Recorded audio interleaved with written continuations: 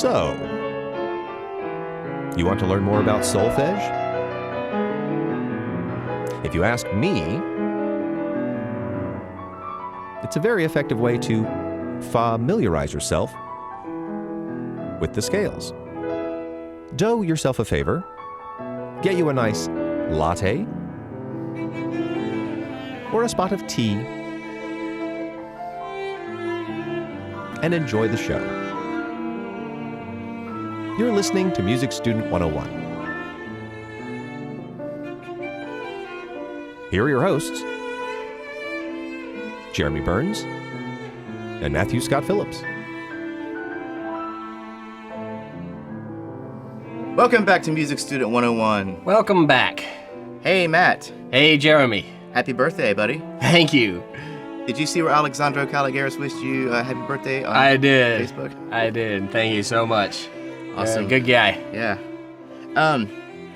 Let's see here. You got some plans today? What's going on? You gonna get some lasagna? Well, I had lasagna last night. Oh, was that the big celebration? Or? Yeah, that's the big, so every year the only thing I ask for my birthday from my girlfriend friend is that she cook me some lasagna. Ah. Yeah, because she comes from an Italian family and her lasagna is not to be beaten by any lasagna ever in the world. So, we cook it together usually, and that's cool. kind of our fun little thing we do, and then we get to eat lots of good lasagna, and it's good stuff. Made with love, tradition. Made with love, tradition, and culture, and the finest ingredients, I'm sure. Oh yeah, absolutely, yeah. Very cool, man. Well, here's to many more. Indeed, thank you.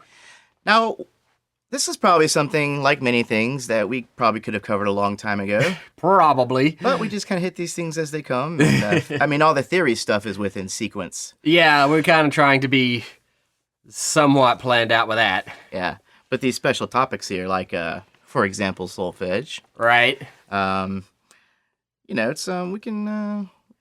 play around a little bit. Yeah. Let's do that today. Let's go ahead and get into some new reviews. We have a new review today.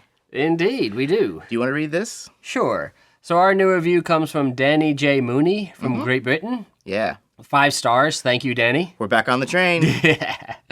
Said, this is great. I particularly like the way the guys work out complex theory problems on the fly. It's like a chat down the pub with clever people and instruments. Keep it up, and thanks. Very cool, huh? Yeah, considering the idea for this podcast kind of started down at the local pub. Ah, yeah. Good point. Yeah, it's kind of our mentality. Yeah. And, I've had many a beer with many a friend and talk about these things because we're nerds. Right. Most people probably sit at the bar and talk about sports or something. Not us. No. Odd time signatures, polyrhythms. Yeah, the evolution of Renaissance polyphony, all that good stuff. Yeah. Totally cool people stuff to talk about. Danny's also joined us on Patreon recently, so I do want to thank him for that. Indeed, thank you. And he's also offered his talents as an artist. Ooh, wow. So we have, and I think Jessica Brophy did the same thing, actually. So she did. Now we have 2 artists, and we have an astrophysicist. An astrophysicist, and a keyboardist. And a keyboardist, hopefully. At some point, we'll have a keyboardist. But, so thank you so much for that review. Danny J. Mooney, you are the man. We've been talking back and forth a little bit. Seems like a really cool guy. Yeah. We'll probably hear more from him later on. Now, let's get into our new Patreon patron. Yay. This is Stephen Horvath. Uh-huh. Stephen says, hello, Dr. Phillips and Master Burns. Ooh, I'm Master now. Master Burns now. Since starting to listen to your podcast 2 years ago, I have become a music theory addict. It happens. It does. I sent you guys an email with my thanks and some of my favorite music. I only have one question. Is fixed do solfege better? Why is the answer undoubtedly yes? Just kidding, he says. It's how I learned solfege in South America. Uh-huh.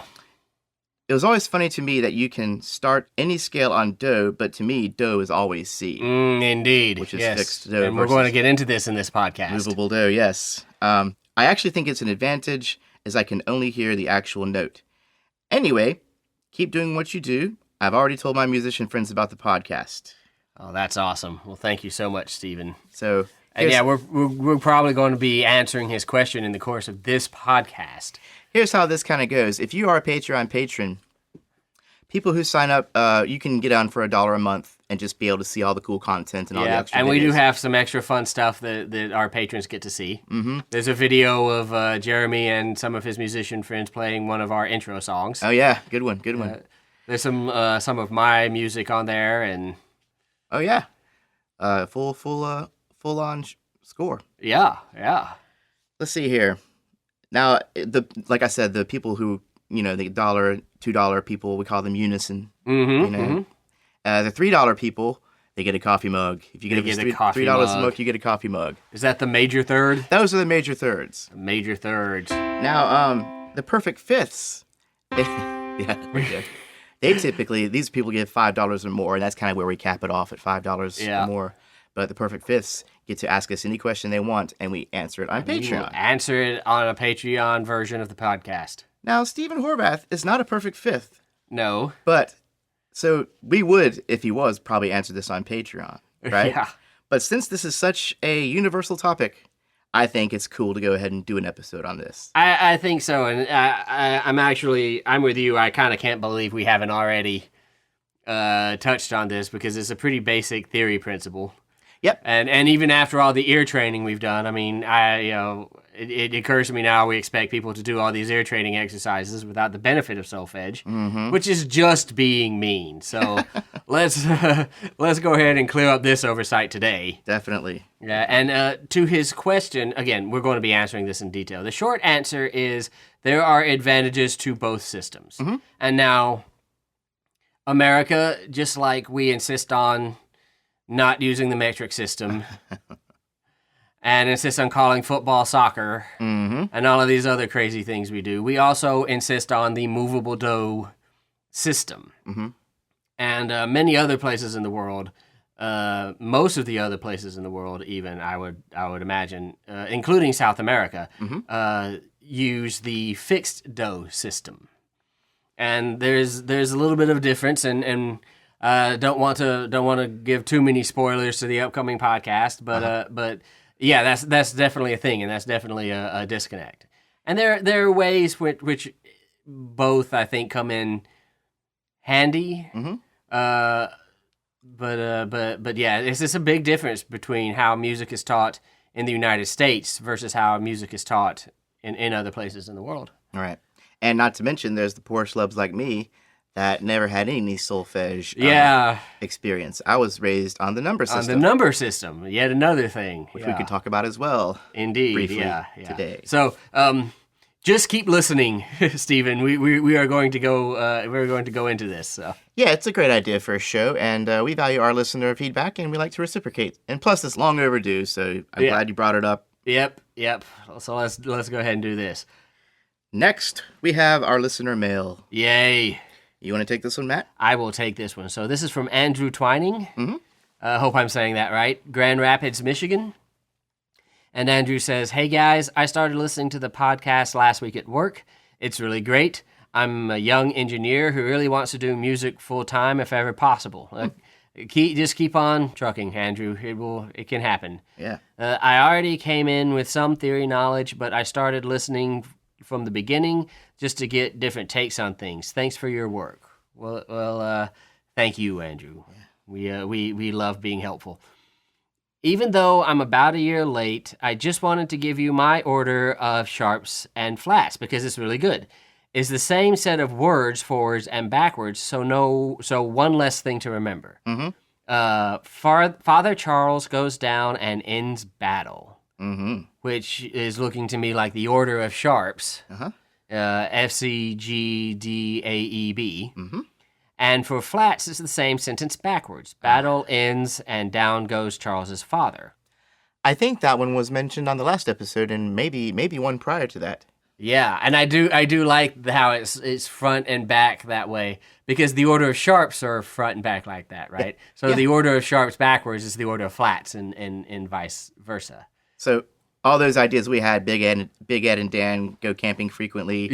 Yeah. Unless you want to talk like Yoda. I remember Big Ed. Those don't quite work as well. Yeah. So maybe that's a good one. Father Charles goes down and ends battle. Which is the order of sharps. And we talked about what the order of sharps is back in like episode 3 or something. Oh, yeah. Yeah, it's the order in which sharps are added to the C major scale to get the other major scales. Mm-hmm. And then the order of flats, battle ends and down goes Charles's father is the order of flats. Mm-hmm. So B flat, E flat, A flat, D flat. Adding a flat gives you a new flat scale. Right. Continuing, shall we? Yes. Also, being from an R&B background, there are some good examples of odd chords being used. Hey, Jeremy's going to like this. Yeah. When you first introed 7 chords, you mentioned you couldn't think of a song that used a minor major 7 chord. Take a listen to Blessed by Daniel Caesar. He uses the same progression for the whole song, and it features a B flat major minor 7 chord. Interesting. Yeah. At the end of the progression, it sounds really nice. Yeah, I do love those chords. Yeah, it's a cool chord. Yeah, the major. Yeah. It's a minor 7 chord. It's a minor chord with a major 7. It's a minor chord with a major 7, yeah. Yeah. Yeah, I can see it be, it definitely has its uses. It definitely has a kind of unique color to it. Kind of has like an augmented kind of appeal to it. Yeah. I wonder why that is. Yeah. Is there an augmented fifth in there? I'm looking. Is it between the minor third and the sharp 7? That's exactly where it is. Yeah. Yeah. Between G sharp and E, which would also be A flat and E. So, awesome. Yeah. Mm-hmm. Awesome. Okay. Well, thank you for letting us know about that. Andrew also told me that his mom listened to a lot of R&B music. Okay. And I told him that my mom kind of raised us on Motown. She would play a lot of Motown music. It's good stuff, man. And she would make me dance with her. And I was so embarrassed the whole time, even though it was just the two of us. But looking back, it was actually a pretty cool thing. Yeah. But yeah, some of my favorite bass lines come from those Motown bass players, James Jamerson and... Oh, heck yeah. Yeah, you can't be a bass player and not appreciate Yeah. that stuff. Some of the best bass playing in the world. Mm-hmm. Talk about locking in a good sense of rhythm. Mm-hmm. And a good sense of what you can do other than just playing the root note of the chord all the time. That's true. There's a lot of good melody Yeah, action going good on. sort of melodic and arpeggiated kind of bass lines going on. Well, thanks again, Andrew. Thank you for writing in and Yep. Thank you so much. letting us know We what's appreciate that. I like your. I definitely like your mnemonic device for the orders of sharps and flats. I'm gonna have to remember that.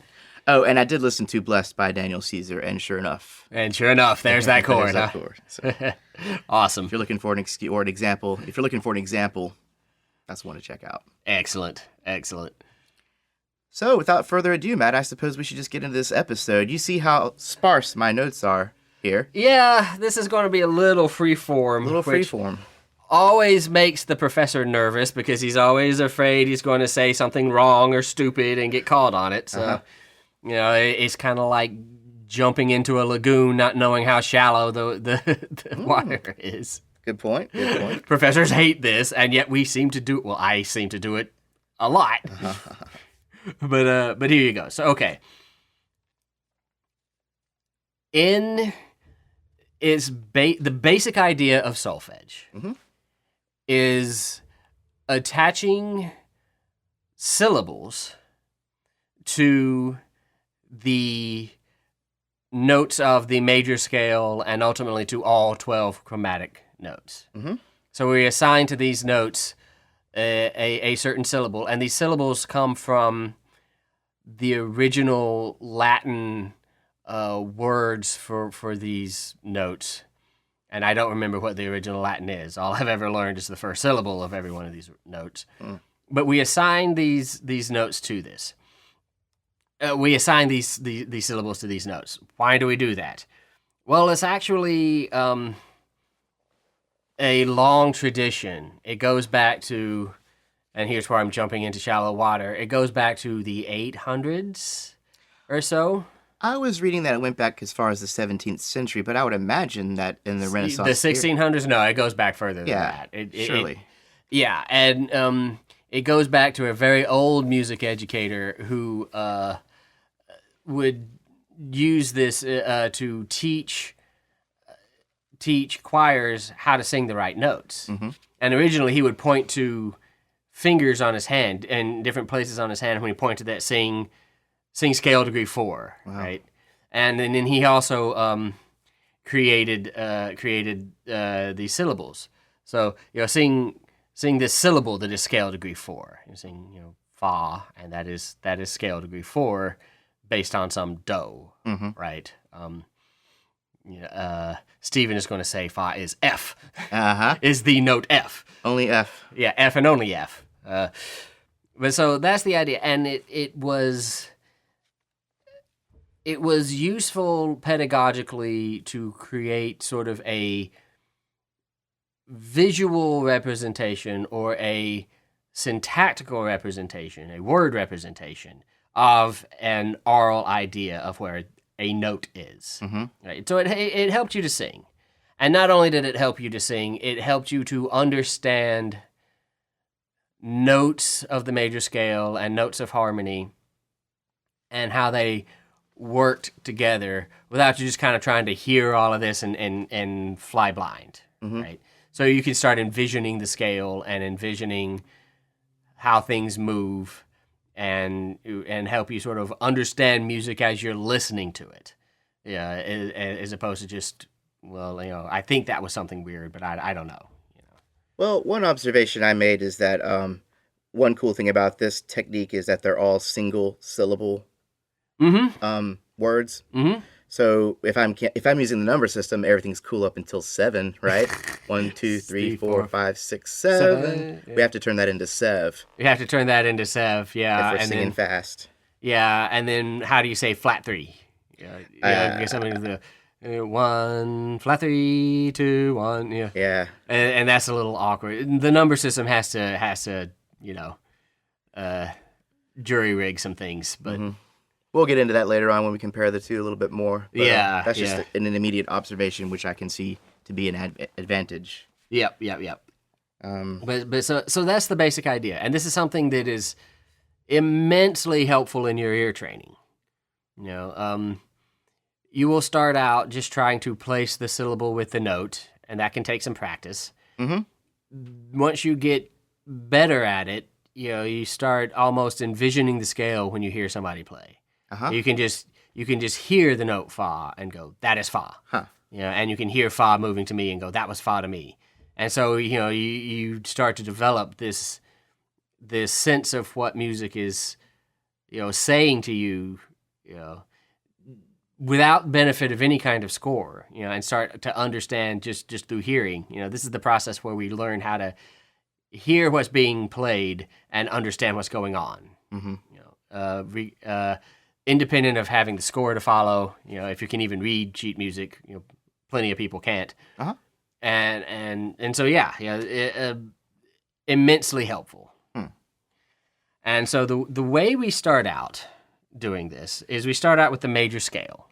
And apologies in advance to Stephen, we're going to start with Moveable Dough because that's what we learn here in the good old US of A, and we'll get into the fixed dough in a minute.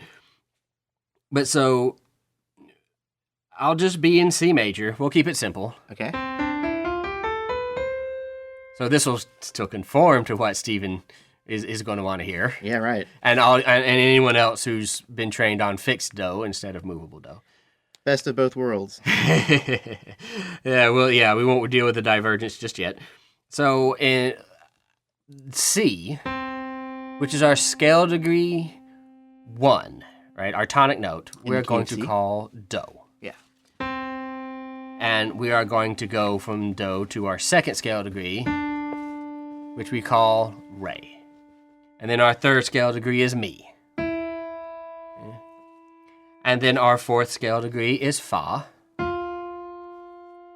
And then our fifth scale degree, our ever important dominant note, is sol. Some people say sol, S-O-L. Some people just say so, S-O. Yeah, I've seen that. Yeah, both are acceptable. At first I thought it was actually so, but because la comes after it, I just thought it was all one.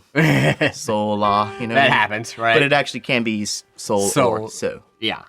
And then as you say, the next one, scale degree 6, is la, L-A.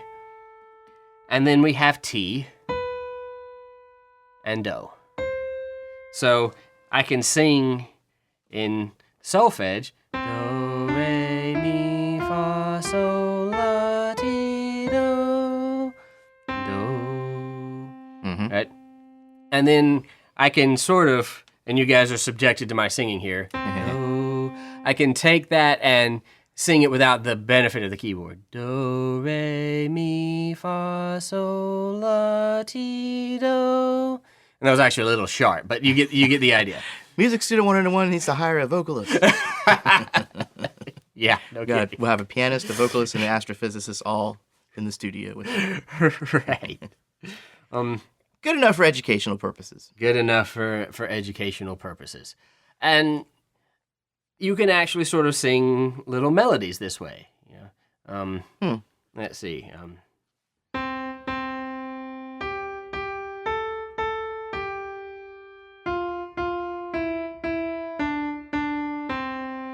In solfege. Uh-huh. Do, do, so, so, la, la, so, fa, fa, mi, mi, re, re, do. Right? Do, do, so, so, la, la, so, fa, fa, mi, mi, re, re, do.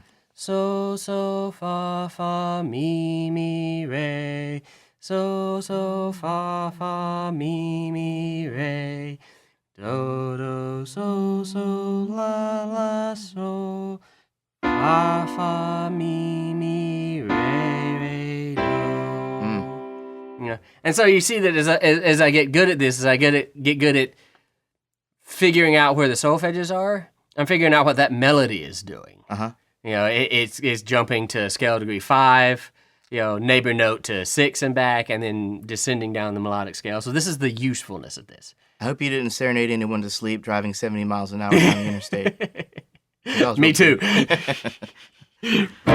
Wake up, wake up. Give us that unresolved 5 chord. Okay.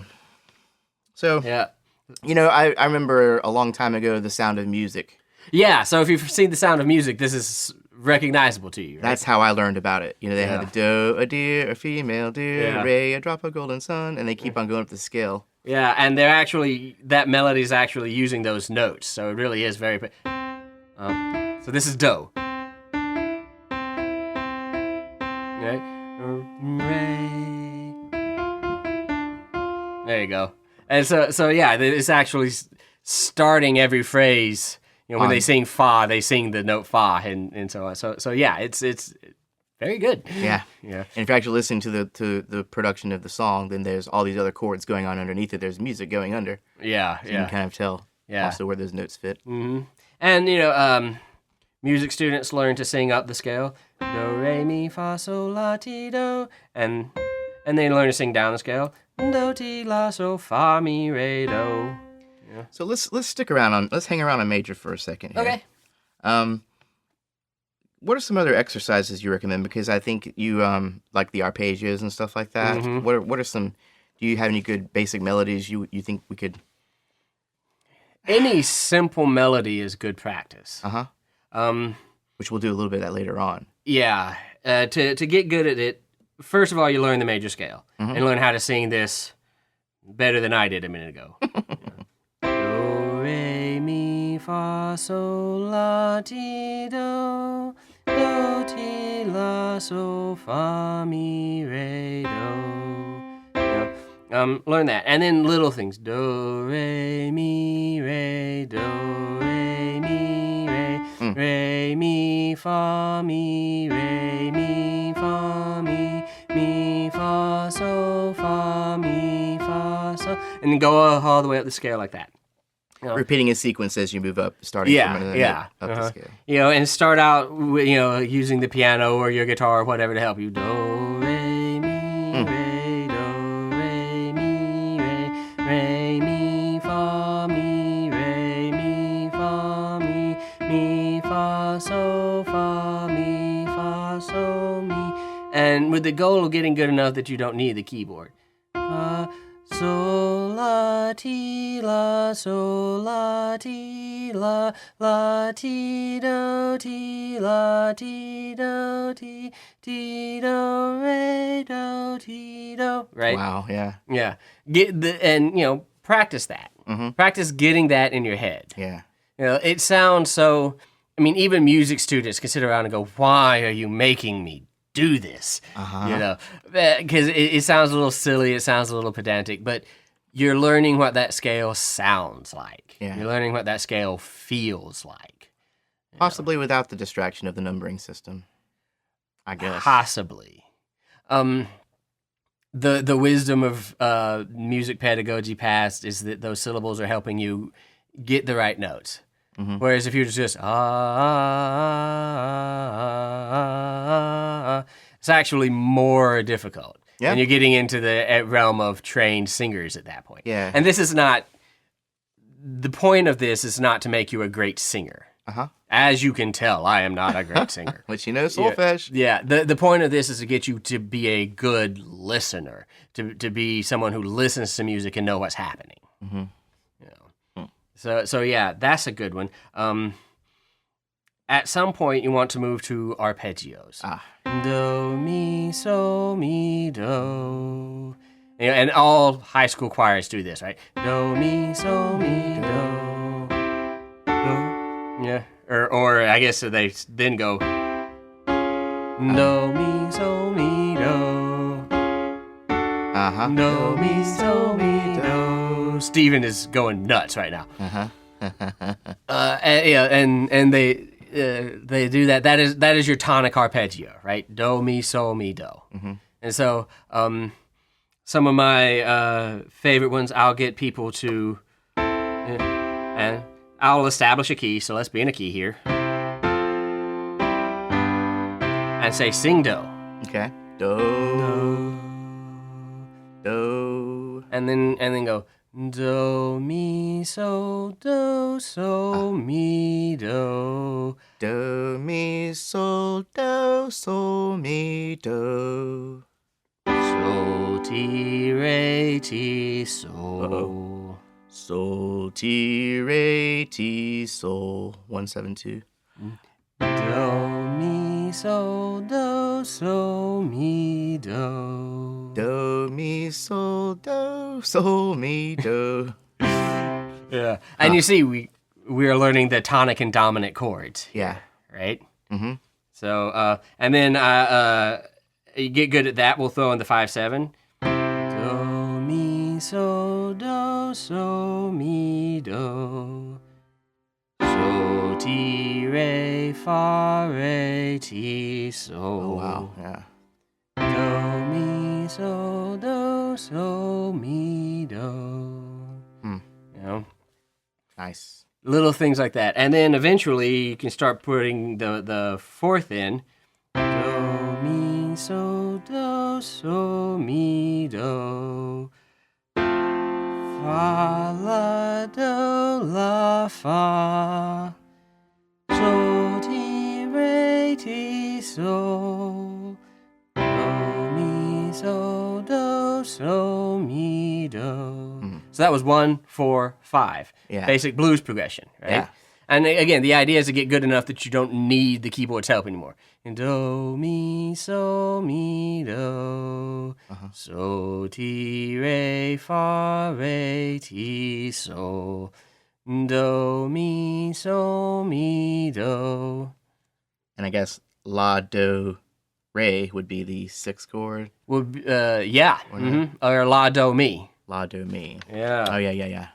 So, I mean, let's see how far we can push this here. So, 1. Do, mi, sol, mi, do. Yeah. 6. La, do, mi, do, la. La, do, mi. Me, yeah. Mi. Mi, do, la. Yeah. Yeah. The Fa, la, do, la, fa. So, ti, re, ti, so. Do, mi, so, mi, do. You just did a chord progression. Wow, yeah. Lovely. Yeah. Very common one, too. Yeah, yeah. They get complicated. Once you get past 4 and 5, people start kind of a little bit. But Yeah, because even by the end of this little thing we just did, I already knew in my head that do, mi, sol is one chord. Mm-hmm. And what do we say? Sol, la. Sol, ti, re. Sol, ti, re is the 5 chord. So you maybe can start acquainting those syllables with the actual chord With itself. the actual, absolutely, yeah. Mm-hmm. And, you're hearing what these chord progressions sound like when you go through these exercises. Mm-hmm. They get super complicated. We can do 2, 6, 5, 1 and things like that, but that that takes practice. Mm-hmm. So yeah, those are some exercises I definitely recommend. Yeah. Kind of going up, kind of progressing up the scale, stepping back, going up. The same kind of, what do we call it? Melodic sequence. Melodic sequence. The arpeggios. Mm-hmm. 1, 3, 5, 1, Yeah. or rather, do, mi, sol, do. Yeah. All right. Jeremy learned a different system, so he's kind of having to translate in his head a little bit. I will be struggling. Yeah, you aren't seeing the faces I'm making. And I have this little sheet here where I can kind of read them. Cheat sheet. Cheat sheet, so. Yeah. And, I mean, look at how you're learning what scale degrees form what chords, right? Huh. So fa, la, do is the 4 chord. Uh-huh. 4, 6, and 1. Mm-hmm. You hear that there's a 1 in a 4 chord, which is an important thing to understand when, to understand how harmony works. Mm-hmm. Sol, ti, re, fa, you hear that scale degree 4 is the 7th of the 5/7 chord. Yeah. You're hearing these things. They're not just calculations and things anymore. It's not just counting 7 notes. We're starting to hear these relationships, Mm-hmm. and it's very helpful for that. Right. It's very helpful for marrying what you hear with what you know about theory. Mm. Makes sense. Yeah. So do we go ahead and get into the minor now, or? Yes, we can also do this with the minor scale. All right. We just have a couple of different syllables. Yeah. So I'll be in C minor now. I think I will be.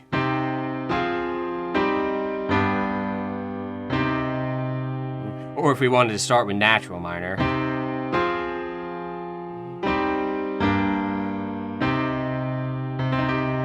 And so do is still do. Yep. That's Do. good. Re is still re. Love it. Re. And because this is a half step below where the third would be in the major scale, we call this me. Okay. Do, re, mi. And then we still have fa. So when the notes don't change from the major scale, we use the same syllable. Okay. So the vowel sound changes when we flatten it versus Right. sharpen it or whatever. Yeah. When we lower it by a half step, we have a new syllable. So do, re, mi, fa, sol, lay. Lay instead of la. Lay. And te, do. Te instead of t. Right. Assuming, of course, that we're in natural minor, that we haven't raised the 7th note to create a leading tone, which is something that happens almost all the time in classical music. Less so in popular music and folk music, but yeah. So our natural minor scale, do, re, mi, fa, sol, la, te, do, te, la, so, fa, mi, re, do. Yeah. Nice. Yeah. And those different syllables, are a reflection of we've used different notes to make a minor scale. Yeah. And you can use all the same exercises. Do, re, mi, re, do, re, mi, re, mi, fa, mi, re, mi, fa, mi, fa, so, fa, mi, fa, so, fa, so, la, so, fa, and on up, right? Nice. Yeah. And then the arpeggios. Do, mi, sol, mi, do. 5 chord in this one. I've never really practiced that. Te, re, so, te, re, te. Do, so, mi, do. Nice. Of course, being minor, we have all these different variations, right? So then there's also harmonic minor that has that leading tone. Right. Yeah. Do, re, mi, fa, sol, la, ti, do. Do, ti, le, so, fa, mi, re, do. And this I have practiced a little more. Do, me, so, me, do. So, ti, re, ti, so. Do, me, so, me, do. Because it has the T instead of the te. Exactly. More Yeah. familiar, I guess, Familiar. to the classically trained ear. Yes, indeed. And all the same all the same stuff works. All the same exercises are still good. If you want to be really, really good, do both. Do major and minor solfege frequently. Yeah. Try not to favor one over the other. Right. It's as you should do with major scales and minor scales. In general, yeah. I feel like we always kind of focus on the major scale. We give a little love to the minor scales. We give a little, yeah. I do feel like, looking back, we tend to cover the major a bit more. It's kind of a pedagogical tripwire because, the minor scale doesn't differ a whole lot conceptually. So you just say, yeah, all of this applies to the minor. And then you don't actually practice minor. I have this problem teaching ear training too. Oh, I see. And then it comes, test taking time, and nobody's good on the minor scale, and so I have to, say, okay, let's spend a day, let's get good at this. See, they can do the math in their heads, but they can't. Their ears can't do that so much because they don't spend enough time. Right? Yeah. Distinguishing the two. Music is not all in the brain. Music is also in the body. Music is in the ears. It's in the chest cavity, and it's also in the body. It's not just a mental exercise. If it was just a mental exercise, people wouldn't care about it as much as they do. No. It wouldn't be so universal, right? It would just be a different kind of language, right?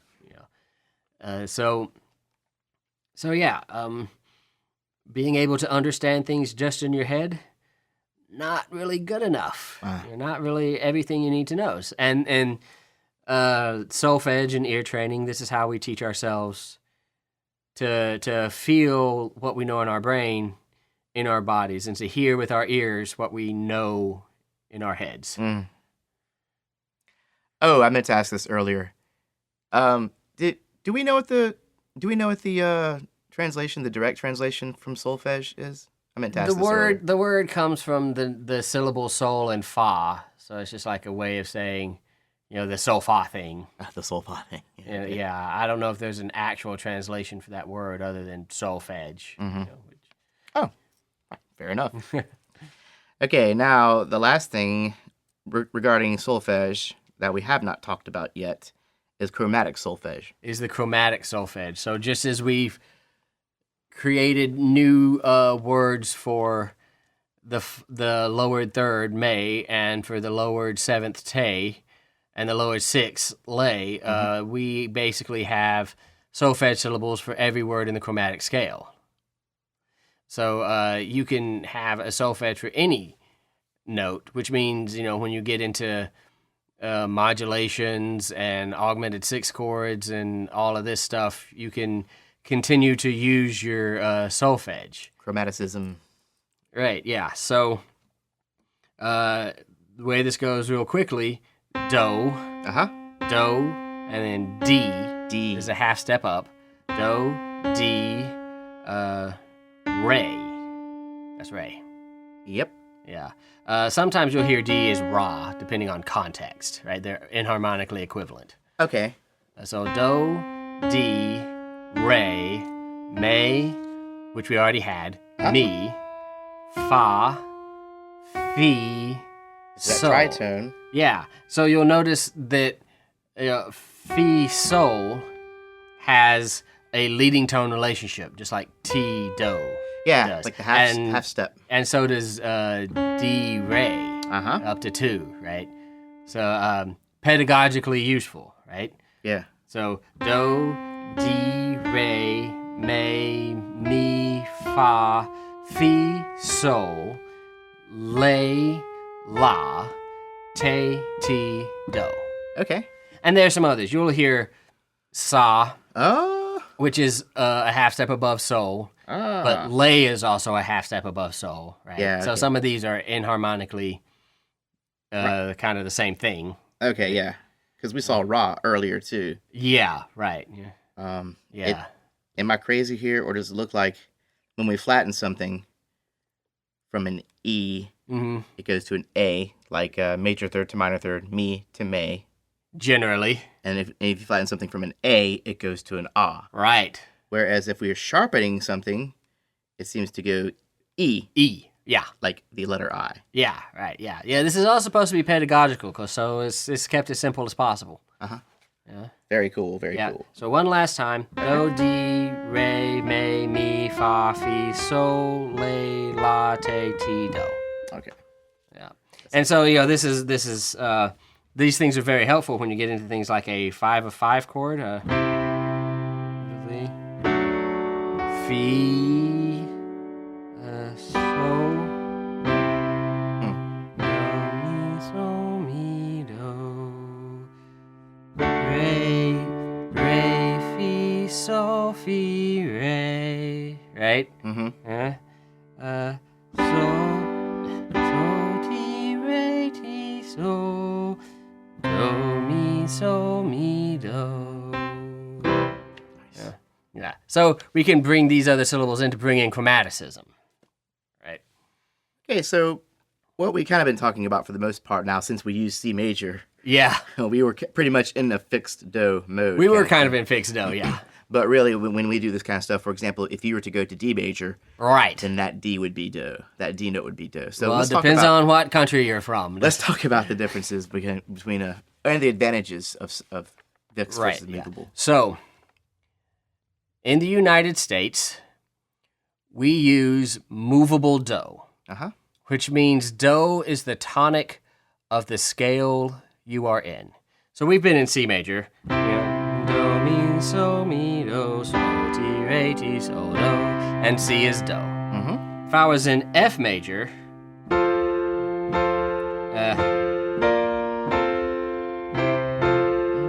There's my do. yeah, do is F. Yeah. Do, mi, so, mi, do, so, ti, re, ti, so, do.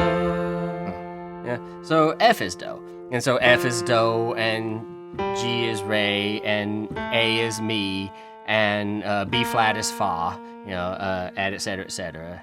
Sol is C, La is D, T is E, and we're back to do. So we just moved the whole system into F, right? That is movable do, and do is wherever your tonic is. If I'm in E flat or G sharp minor, it doesn't matter. Do is the tonic of that scale. That is movable do. Yeah.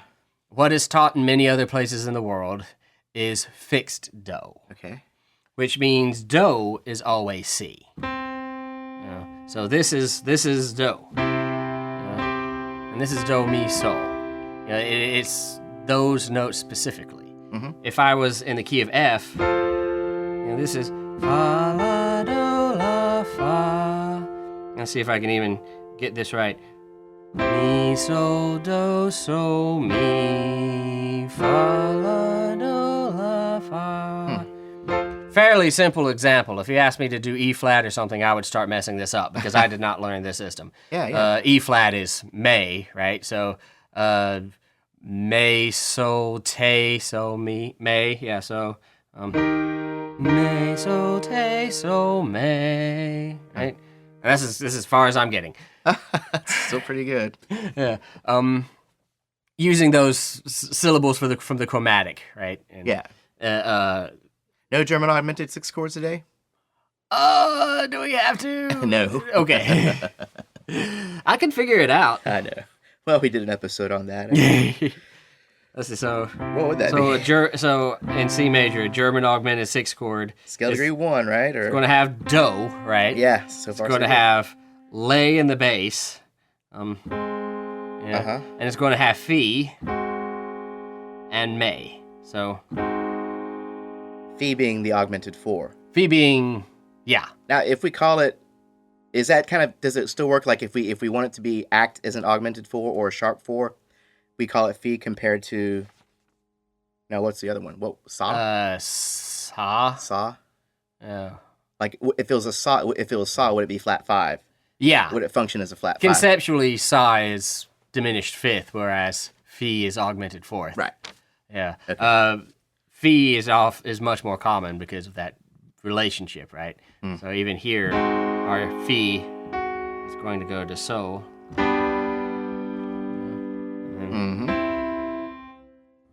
So all those I letters tend to have a leading tone. Yeah. Absolutely.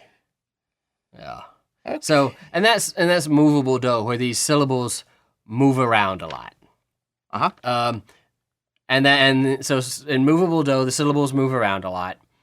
They move around so that dough is the tonic of whatever scale you're in. Dough is always 1. Right. In fixed dough, dough is always C, and we use the symbols from the chromatic to create other things. So if we're in the key of B flat, Right. C is still dough. C is still dough, and it added a scale degree 2. Yeah. Yeah, so there are advantages and disadvantages to both of these. In movable dough, you don't have to keep all of those syllables straight, for one thing, and for another thing, you can learn the relationships with the major scale, which are transposed to any scale, right? I mean, fa scale degree 4 acts the same way in F major as it's going to act in A flat major, as it's going to act in G major, or D flat major, or whatever. Fa is still a tone that tends to resolve a half step to mi. T still goes up to do. So you learn these relationships with the scales. Yeah. What you don't learn is perfect pitch. Now, fixed dough will really set you on a path to getting perfect pitch. And will really set you on a path to knowing your scales in a somewhat counterintuitive way, because you'll have to know, okay, the E flat scale is going to be E flat, F, G, A flat, B flat, and that's going to be me, fa, sol, lay, te, and so and getting you to hear that, Let's talk about this because are you sure it's not safer to say it'll just accelerate your relative pitch more, or do you think it's really actually contributing towards perfect pitch? Because people with perfect pitch can hear any note anytime, anywhere, but people with relative pitch can. I mean, people are born, I think, with perfect pitch, right? Yeah. But if someone asked me, if my muscle memory is so used to singing this certain frequency when I think do, right, then maybe music is in the body. Maybe yes, music is in the body, so maybe you can actually, and to some degree, kind of like what do you call it? Kind of learn what C sounds like. Yeah. So maybe kind of it's almost perfect pitch kind of thing. Almost, yeah. I mean, it's all subjective, really, in a matter of opinion. But it can maybe contribute to you being on a path to doing that. Maybe you don't have perfect pitch in the sense of people born with perfect pitch. Yeah. I'm a little fuzzy on whether that's true, honestly. Yeah. but it's definitely teaching you what the notes are. Yeah. And sort of reinforcing the transpositional relationships at the major scale, and reinforcing you learning your scales, because you're having to learn your scales again. Yeah. Whereas movable dough is reinforcing the relationships of the notes within the major and minor scales. Right. And you get really, and reinforcing your learning how harmony and chord progressions work. So this is all valuable information, right? It's just where are the big advantages going to lie? And of course, somebody who's really, really on it, more so than me, is going to know both of these systems. Right? Yeah, right. And I'll tell you, if you ever are trying to pick out 20th century music, and I know this from experience. Okay. A colleague of mine who is from Brazil, fixed dough person, she told me this. When you're listening to 20th century music, having started with fixed dough, very, very helpful. Because in 20th century music, the major scale is in much of it, major scale is completely thrown out the window, right? When you're listening to a 0134 pitch class, you know, and that is really quickly if I can get that going. So you know, knowing which one of those notes was fa in relation to a minor scale helps you zero. Right? But if you kind of know what may sounds like and re sounds like, because you learn those notes, and you can sort of say, you know, me, re, fa, do, you know, and that's an 0134, I think, I hope. Sorry, Dr. Childs. You know, then, yeah, now it's very helpful to you. Very interesting. So, you know, once you get past the common repertoire stuff and getting into listening to and doing ear training with really advanced modern 20th century theory techniques, now you've got a real advantage if you started with fixed dough. Yeah. You know, so yeah, advantages to both. Like I said, the United States is a movable dough place. I believe Canada is largely movable dough too. Don't quote me on that. Somebody from Canada email us in and confirm that. The United States is definitely movable dough, but many other countries in the world are fixed dough. What about European countries? I mean, fixed dough. Fixed dough? Really? Yeah, they learn fixed dough. Oh, wow. Yeah. And sometimes you'll see, if you'll see like the French translation of musical pieces, like Chopin's Etude in La minor. Yeah, that's A minor. Oh, wow. Okay. Yeah. Wow. A being La. Interesting. Right? Okay. Yeah. Very cool. Yeah. Now let's move on to something here that I thought was that I was very curious about. I don't believe I was very familiar with this, actually. This is called the Curwen Hand Signs. John Curwen, who lived between 1860 and 1880, developed a bunch of hand symbols that are kind of like, they look like sign language. Yeah. But it's to kind of develop, designed to give a kinesthetic connection, right, so to speak. That visual connection with the oral connection. Yeah, so like do is a closed fist, re is an open fist, and thumbs down, thumbs up, that kind of stuff. Yeah. Like, so while you're playing these, you're actually doing the symbols with your hands. Yeah. And again, like you're saying, you were saying music is in the body. Yeah. And that's just another way to have a reference or a relation. Yeah, and bringing in yet another sense, you know, with the visual aspect, you know, visually associating this hand symbol. So when somebody does thumbs down, you will sing me, you know, and you will have that anchoring to what me is. You're not just stumbling in the dark for frequencies, you know, hoping you hit me. Right, or whatever hand symbol is. Or whatever hand symbol it is, yeah. I don't have them memorized, but it's pretty cool that there's a sonic connection when you're singing the notes, and hearing them. There's the visualizing kind of aspect where, not unlike sign language, you're actually connecting sounds with hand gestures and symbols and hand signs as you're singing the notes and hearing them. And then there's the kinesthetic connection where you're actually, you know, acquainting muscle memory and hand positions to the feeling of connecting that to the feeling of singing the right notes on these vowels. So there's all kinds of connections going on that I think are pretty useful. You know, it's kind of awesome, really. But they have all sorts of little techniques and shortcuts and things to help you sing better. Yeah, it's worth knowing one. Yeah, absolutely. So there's a good one. Curwen, Curwen. Curwen Hand Signs. Yeah. Just another way to solidify your understanding of the solfege system. Right, yeah.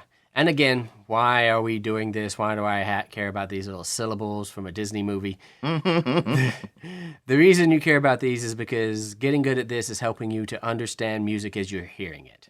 And also understanding music as you're seeing it. You know, when you look at a score and see do, mi, sol, you know, that's a visual interpretation itself. And you can then hear do, mi, sol, and start to know what that music sounds like just by looking at a score, you know, not having to play through it. Right. Which is an invaluable skill. Yeah, one day. One day. Okay, and let me just talk about a couple of observations I've made regarding solfege. Okay. First and most important, I think, that the two notes with an O syllable Yeah. is do for 1, Yeah. sol for 5. Mm-hmm. So these are the two most important notes, really. And if you're trying to prioritize Right. the most important or the key player notes in any scale, well, that's 1 and 5. 1 and 5. So there's your O Mm-hmm. syllable, vowel sound, I mean. Yeah. Another thing I noticed, similarly, the mi and ti, do, re, mi, these are both kind of leading tone type things. I mean, Yeah. ti is the leading tone Yeah. of any scale. Right. But do, re, mi, Yeah. but the space between mi and fa is a half step. It's only a half step away. Yeah. Just like the scale step, the space between ti and do is a half step. Right. Yeah. So these little things with the letter I, the t's and the me's, Yep. they have that same kind of half step relationship. Reinforcing your understanding of the scale. Mm-hmm. Absolutely. And then the third thing I noticed was a, the e syllable, Mm-hmm. pronounced a, do, re, mi, Yeah, do, re, yeah, a. Well, those, I guess with the exception of re, come to think of it, all tend to be flat Yeah, with the exception of Ray. of re. But that's all I have really as far as observations go. Well, but then we should probably talk about the system you learned. Oh, I forgot all about that. It's the system we've been talking about this entire podcast, actually. The number system. Not this show, this entire The entire podcast. Podcast. Which I was in raised which we on the number just sing system. numbers that are the numbers with the scale degree, right? Yeah, and we kind of talked about some of the weirdnesses of that earlier because solfege is all one syllable words. Yeah. You don't trip up when you get to 7 Yeah. 2 syllables. Yeah. So the number system works super well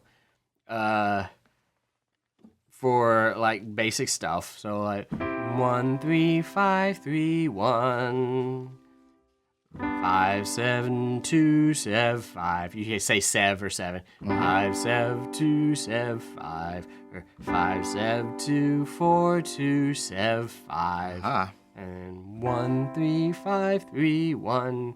And you can do all those same little 1 2 3 2 1 2 3 2 2 3 4 3 2. You can do all of that stuff too.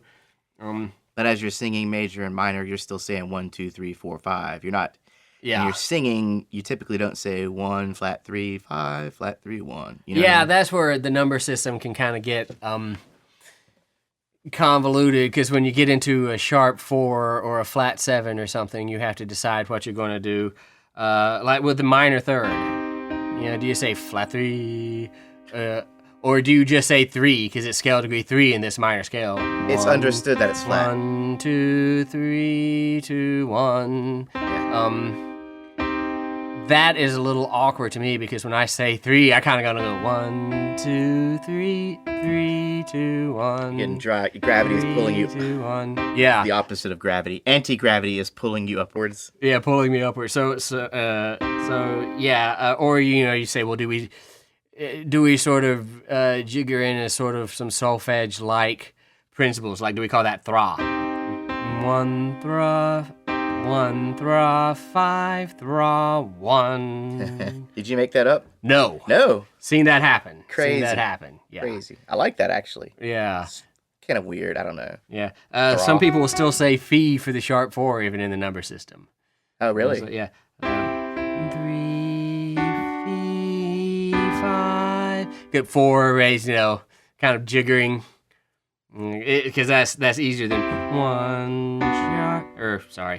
That's easier than 3 sharp 4. Sharp 4. Yeah. 5. It's awkward. Yeah. And it's not very singable. Also, when you're singing, for the sake of singing, which is when we're using solfege a lot, it's good to have just one syllable at the top of every note. Yeah. Yeah. One vowel to hold on to for training purposes. Yeah. Now the number system also has its advantages. It reinforces your sense of scale degree. Yeah. Very well. That 1 3 5 is the 1 chord, and 5 7 2 4 is the 5 7 chord. It reinforces all of that very, very well. Because you're saying the numbers you're thinking You're about. saying the numbers, you're thinking the numbers, and without having to do that sort of translate into the other language the solfege requires, right? Yeah. So it can be really helpful then when you go to theory and somebody says, analyze this piece of music, it's like 1, 3, 5. Oh, you know, it becomes easier for you that way. So it also has some advantages. Mm-hmm. You know, all of these things, it's just sort of a question of what you think is important or what your professor thinks is important. True that. But, you know, who cares what those guys think? But not me. I never cared what they thought was important. But you got to make the grade. Gotta pass. Gotta pass. But if you're not taking music in college and you don't have to pass, then it's what you think is important. Right. Well, now you have options. Now you have options. So, we would like to invite you, our listener, to grab yourself, pause it for a second, grab yourself some music notation paper. Because what we're going to try and do is Matt is going to play a very simple melody. Possibly maybe a little chromaticism later on. Maybe one in major, one in minor. I don't know. But either way, we're going to try and do a melody, and I'm going to try and transcribe it here, or dictate it, or I guess transcribe it on my paper, and I'm going to try and translate that to solfege. Oh, man, I should have brought my sight singing book and just played some of those melodies out. No, because those all have like 12 to 20 notes. I just want like 4 or 5 notes. Okay, so 4 to 5 notes. Oh, 5 to 6. I don't know. All right, so you're going to get my my treatment that my ear training students get subjected to a little bit here. So. Oh, in question, are we doing fixed dough? We'll do movable dough. Oh, God. That's the good one. Oh, no, yeah, you're right. Okay, yeah. My brain is elsewhere today. I'm sorry, man. Steven just rage turned off the podcast when I said, no, movable dough. That's the good one. He is done now. Click. Yeah. No, okay. We'll use movable dough. Okay. Sweet. Well, let's just be in C major and not have to worry about it. Oh, yeah. There you go. So we can be in C major. And this is our key. Now, can you sing dough? Do. Very important to be able to do that. Even though I'm not going to ask you to actually sing, know where dough is. Do, mi, so, mi, do. Very good. So here we go. The suspense is killing me. Should I do like actual rhythms or should I just do notes? Let's just do notes. Yeah, that's fine. Right. Notes. So just notes. Okay. Here we go.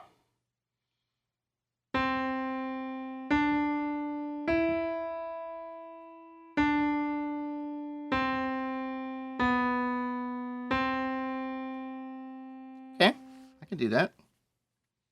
You're a little easy on me this time. Well, because I know in my head where dough was, I could tell that we started off with dough. Aren't you glad I did that? Yes, what a great thing. And then it seems like we just kind of moved up the scale and then back down to the third. So, in this case, me. So I'm thinking, do, okay, do, re, mi, re, do, ti, do. Very nice. All right. And that was, of course, 1, 3, 2, 1, 2, 7, 1, right? Yeah. Okay, that Wanna wasn't do so another bad. one? Let's do another one. Let's do another one. Okay, well, all right, so here's our key.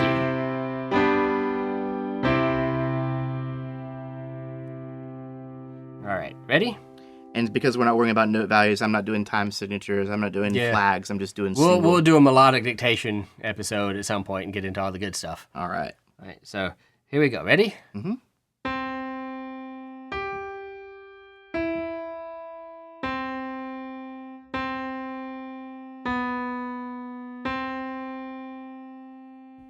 Okay, I hear a very similar thing at the end of that. Mm-hmm.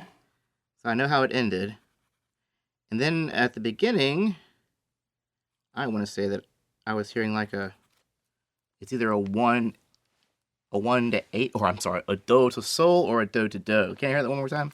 Yeah.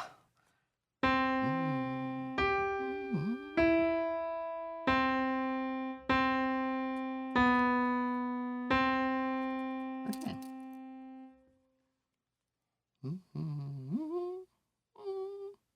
Oh boy, okay. I'm not sure if I got this one or not. So I'm thinking that was an octave. Oh, no, it wasn't. Yeah. No, it wasn't. God, the 5, the perfect fifth. How can I not Dictate thy intervals. dictate thy Get this. intervals? Okay, You want to know a little trick for that? please. If you're not sure, sing down the scale. So, do, so, fa, mi, re, do. All right. So if you'd gone up the whole octave, do, that doesn't work. Right? Yeah. Sing down the scale from the note, and when you hit do, that's how far away from do you are. Okay. And so,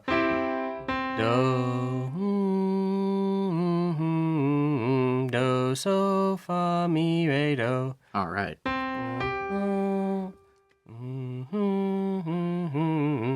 Okay, one more time because I kind of forgot it now. Okay.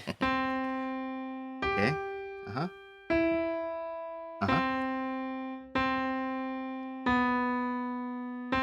Okay. Okay. You ready? Mm-hmm. Do, sol, Uh-huh. mi, Mm-hmm.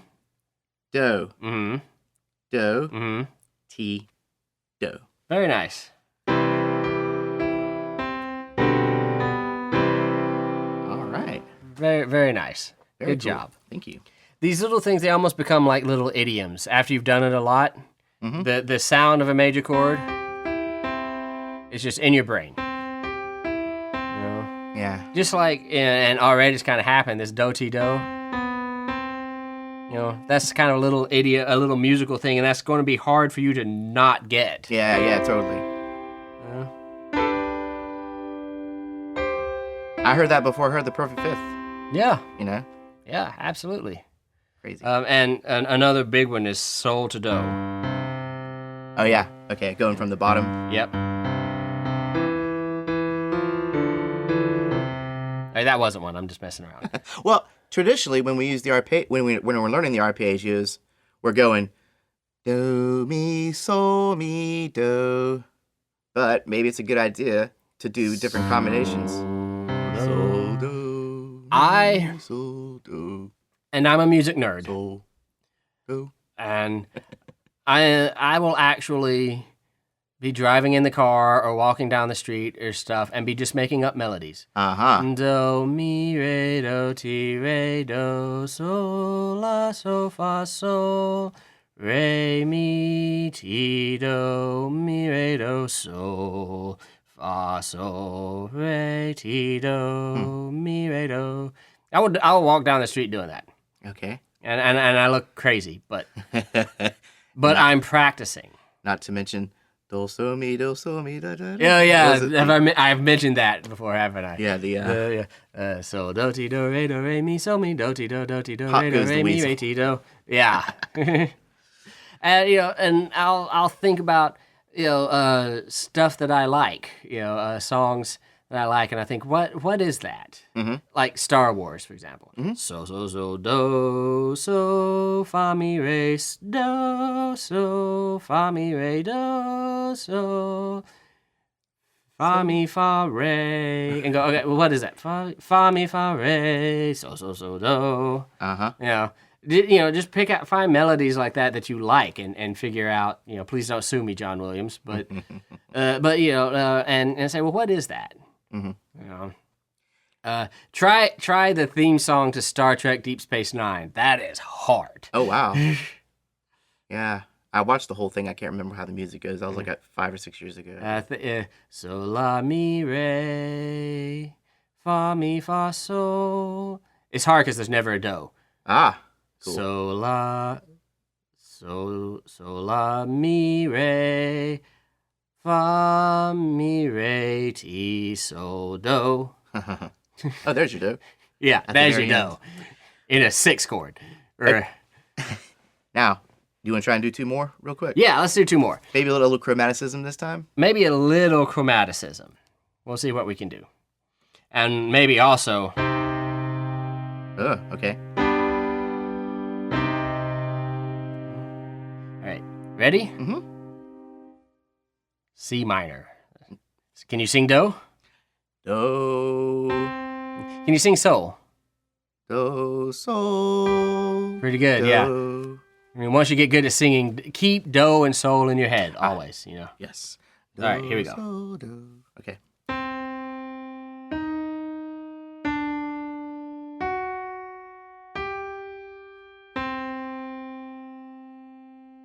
That sounded like a part of Thick as a Brick. Thick as a Brick when that really cool part comes in.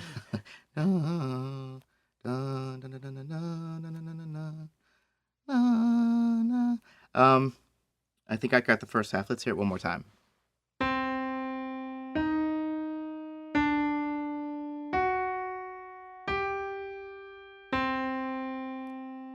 Okay. Great. Okay. Sounded like we went, so in this case, we're not me, we're May. We're May, yeah. Yeah. So, do, me, re, fee. You got the right syllable. I That's can't good. sing it. It's just a half step below sol. If you can keep sol in your head, it's just a half. Do, me, re, fi, sol, do. Okay. Chromaticism's hard. Fi, sol. Yeah, especially when you're singing by yourself Yeah. with no accompaniment.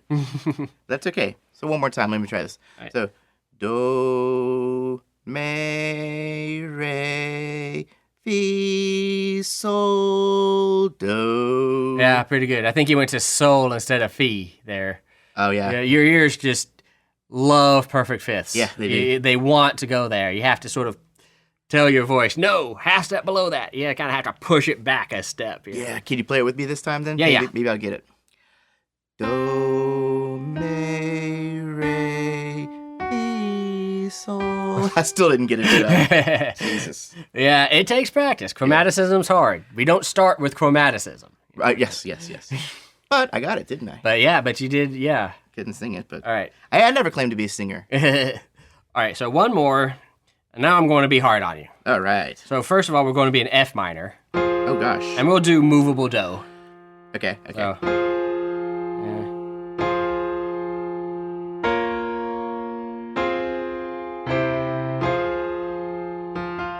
So I should sing do, do, do.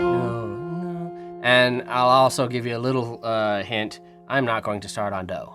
Okay. I'm going to start on. 3, 2, 1.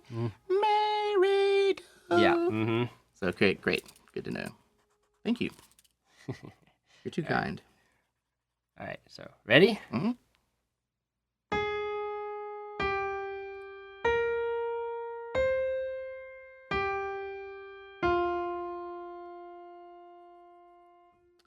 Well, I know it ended on 1. I know it Yes, it ended on did. do. And then little 3, 2 thing at the beginning, and then it goes up after the 2. But does it go up to sol? I should have been thinking in my head where sol was. Yeah. Let's hear it one more time, Maestro.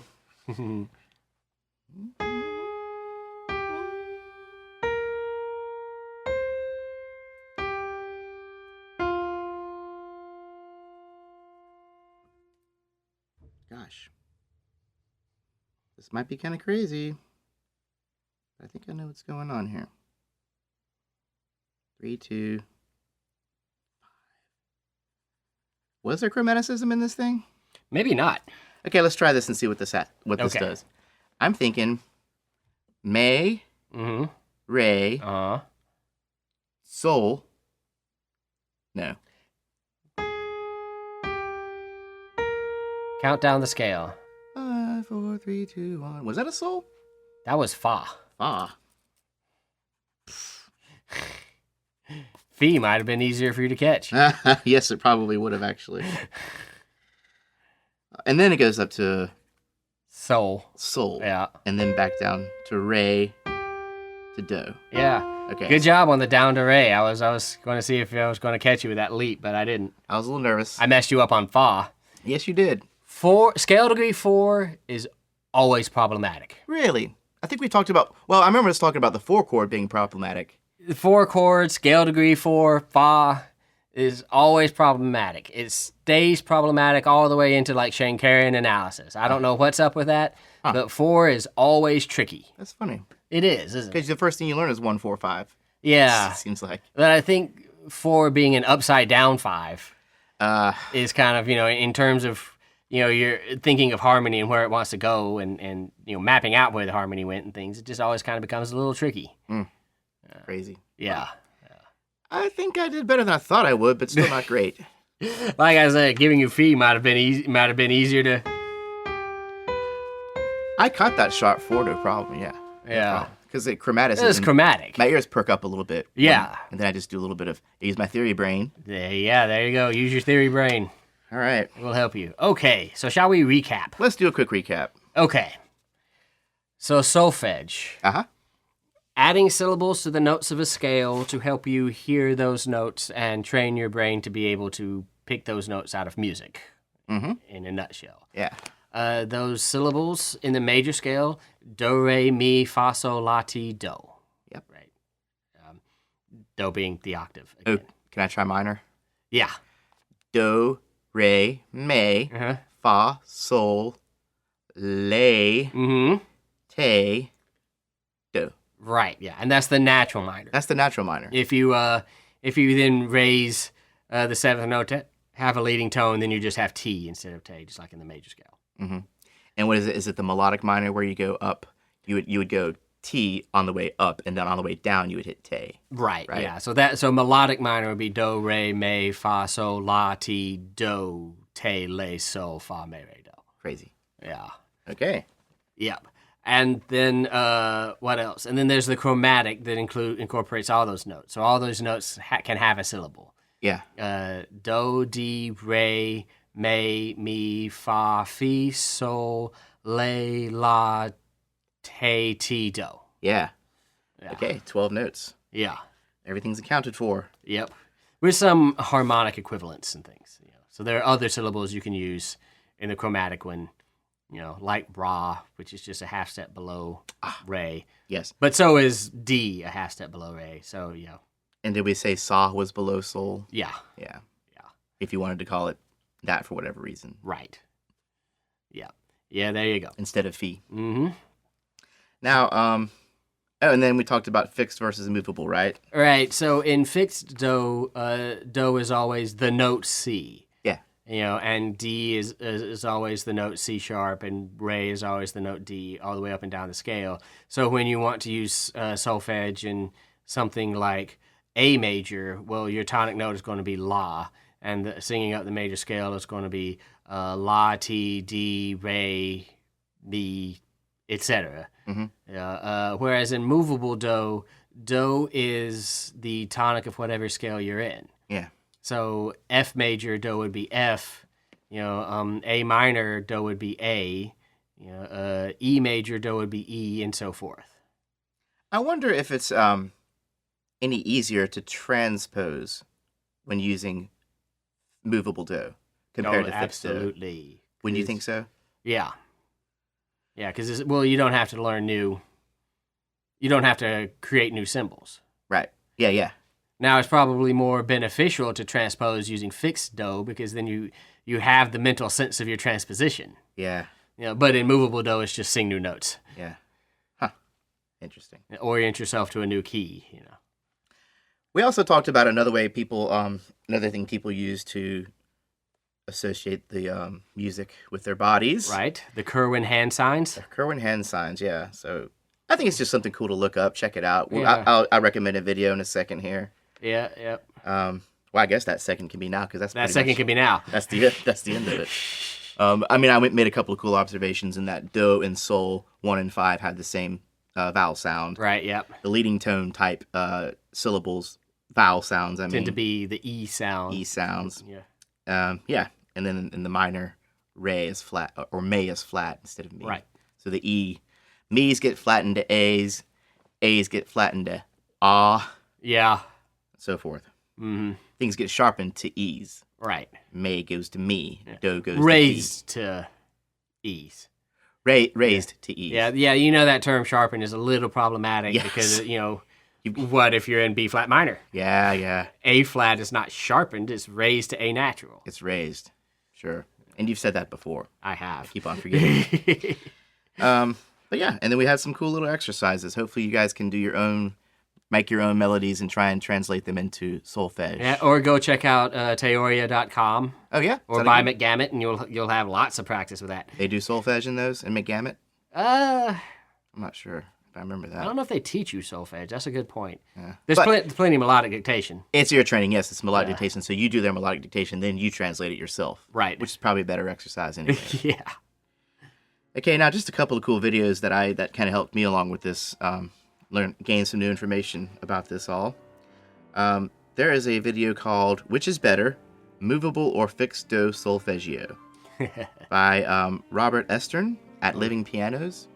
Very upbeat kind of guy, very animated. Awesome. Does a good explanation of that, and he covers mixed dough versus movable dough. Right. Cool. Another cool video I saw was "Why Solfege and Why the Curwen Hand Signs" by Dr. Roger Hale. That sounds fascinating. It's actually very in-depth. He actually goes into some of the basics as far as the number system. And yeah. It's very good. It's a 12-minute video, kind of from the ground up about solfege. Cool. So we'll put links on the website for that. Excellent.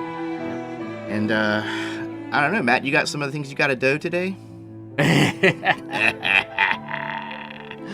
Well, it's my birthday, so yeah. So going out to. I see what you did there. I'll stop. It's bad. Hey, seriously, happy birthday! Thank you. I'm glad you could make it out here today, and thank you. Hopefully, many more to come, and many more episodes as well. Hopefully so. We will see you soon.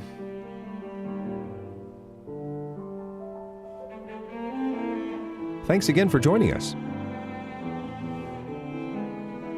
We hope you learned a few new things. We sure did. If you want to support us financially, you can do so at patreon.com/musicstudent101.